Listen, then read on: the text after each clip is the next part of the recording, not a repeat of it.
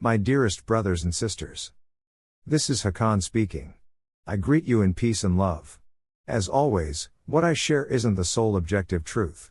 Instead, I'm offering a perspective, and if I were in your shoes, my perspective might be entirely different. Obviously, I am speaking from a very privileged position, living in a society that many of you would consider to be utopian. Still, it is useful to be able to view the world from different perspectives. So I will offer my perspective, without implying that it is the only valid perspective. Your perspective may be different yet be entirely valid too. My perspective is that a much better world isn't far away.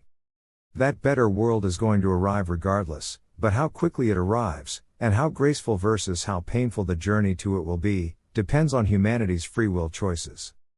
From my perspective, the current greatest obstacles to a speedy arrival of this far better world aren't the dark controllers. It's also not the refusal of the sleepers to wake up. It's not Trump, or the gray hats in general moving more slowly than would be ideal. It's not us galactics refusing to land already. From my perspective, the two current greatest obstacles to a speedy arrival of this far better world is 1. A lack of consciousness, which also means a lack of love. To address this, most of our recent messages have been focused on self-improvement. Doing your own spiritual and self-healing work, and being kind to others, remains of critical importance. And 2, people are programmed to think that they are powerless, and they need to wait for some other person to be the changemaker. You're like the elephant that grew up being chained to a small wooden pole, and back when it was small it tried to free itself and it learnt that it couldn't. And now that the elephant is big and strong, it still thinks that it can't free itself. But in actuality, it easily could free itself today. I understand that in previous years, attempts to peacefully demonstrate, to come together with others to build better or alternative structures, to share truth etc., haven't worked as well as you had hoped.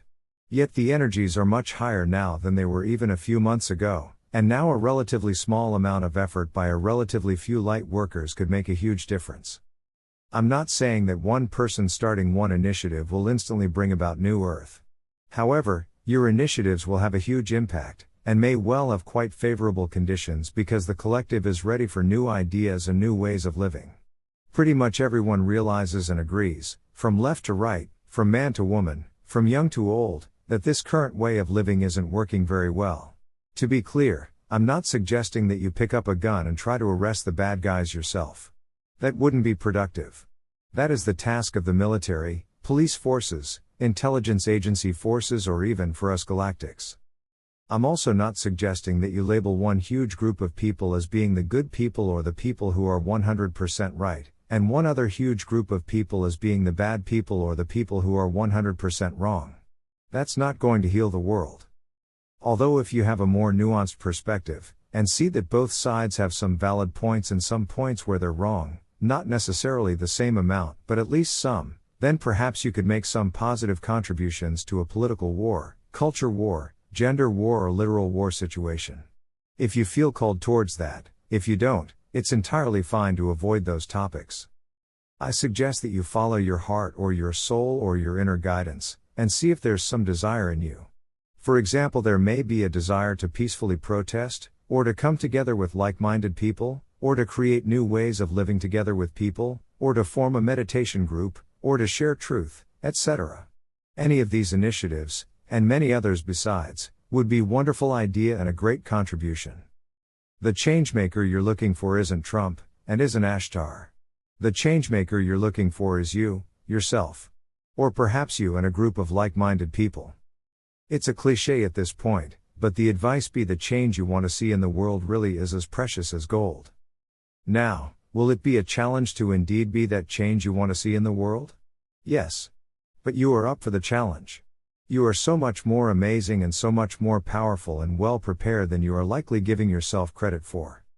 So many people think that first someone else needs to create a nice environment for them, and then they can do their work or create their community or publicly offer their service or live their purpose.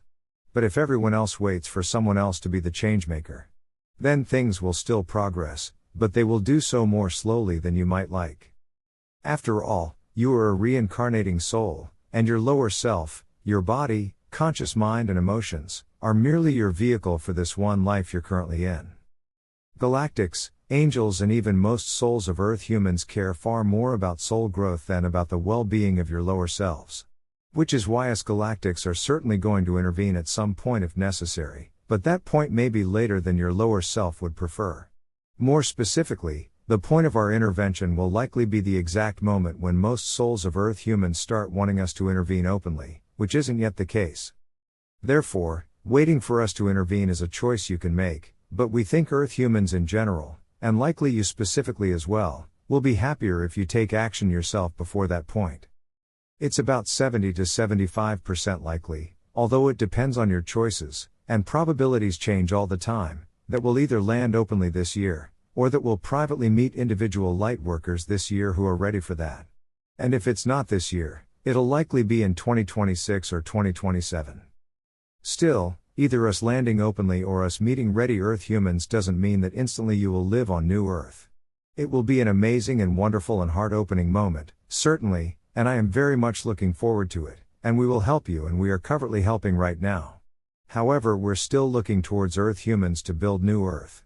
We're not just going to walk out of our spaceships, have a swarm of robots start mass construction projects, and impose a new way of living upon you.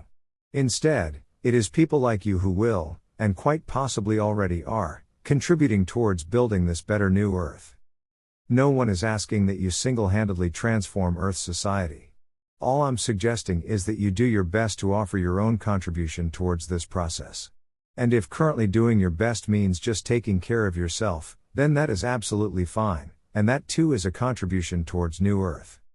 The good news is that with energies rising, starting new initiatives and speaking the truth is now easier than it used to be. You will have the metaphorical wind in your back. That doesn't mean it will be easy or that everything will immediately succeed without pushback, but it will be ultimately doable. And the energies also mean that every day, more and more people are waking up and are feeling nudges towards doing the right thing. Note that two seemingly opposite worldviews are both born out of a drastic underestimation of how amazing you are and how much you can contribute if you put your mind to it. On one hand, there are people saying that white hats, or us galactics, are amazing and that very soon will single-handedly fix everything. This sounds superficially like an inspiring message, however it completely overlooks how amazing you are and how much you can contribute towards building a new Earth. This message implies that people should wait for either white hat saviors or galactic saviors. And likely you didn't come to Earth to wait for someone else to save you. You likely came to Earth to be one of the changemakers yourself. On the other hand, there are people saying that every Earth person in a position of power is a black hat and that us galactics are either all evil, or that we're just not going to land or help or meet people anytime soon. And this message, too, underestimates just how wonderful you are, how amazing you are and how profound the change is that you can make. The real power on Earth lies in the people, they've just been passive. But if the people actually productively and non-violently start working towards a better world, without letting themselves be divided into separate opposing groups or giving their power away, then there is nothing that the dark controllers can do to stop that. For the sake of completeness, I will also add that both of these worldviews aren't just overlooking the importance of people like you working towards New Earth. Both of these worldviews are also simply not true. About the white hats or galactics will save us narrative. If Earth humans keep failing to take sufficient action, then yes, at some point us galactics will intervene, but that won't be in the very near future. And it's also not logical to say that those Earth humans in positions of power who are fighting the dark controllers are white hats who are in full control behind the scenes. If they were fully in control white hats, for example, they would have stopped the chemtrailing. But they haven't. They're not white hats, they're gray hats. And they're merely largely in control, they're not fully in control. Hence, while they genuinely are doing some good things, I wouldn't advise just waiting for them. I also don't agree that every person in a position of power is a black hat. If that were the case, you would be in either a pandemic lockdown or a climate lockdown today, and new health-destroying injections would be mandatory. You would have the choice between either using a central bank digital currency, or literally being unable to buy groceries. If every person in a position of power was a black hat, then the relatively small number of awake people wouldn't be able to prevent those things, because there would be too many asleep police officers and similar just following black hat orders. There would also be a hot war between NATO versus Russia and China going on today. The fact that these things aren't happening illustrates that while there are very few outright white hats in positions of power, there are quite a few gray hats in positions of power, and they oppose the black hat agenda. Those who claim that everyone is a black hat may point at Trump and claim that he's a black hat. Now, certainly there are a number of valid criticisms you can make about the person pretending to be Trump. The real Trump is dead.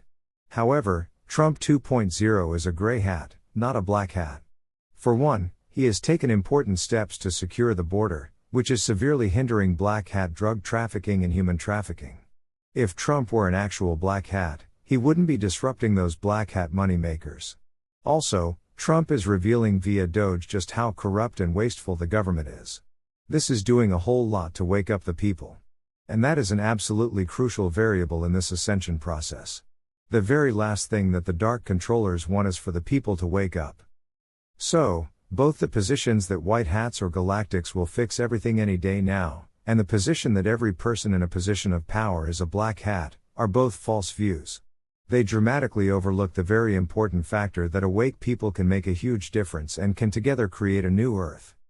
You are the ones you've been waiting for. Us galactics have suggested to the gray hats that they move faster in certain areas, such as stopping chemtrailing, and they refused. So this slow pace of Earth's liberation isn't our preference.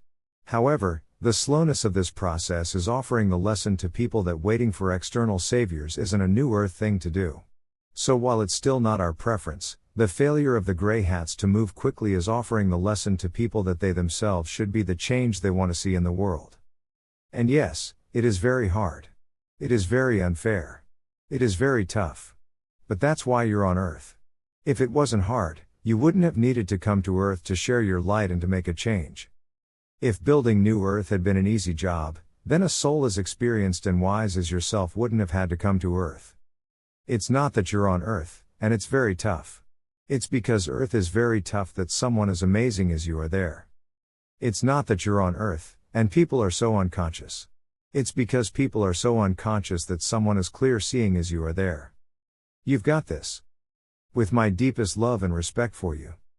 Your star brother, Hakann.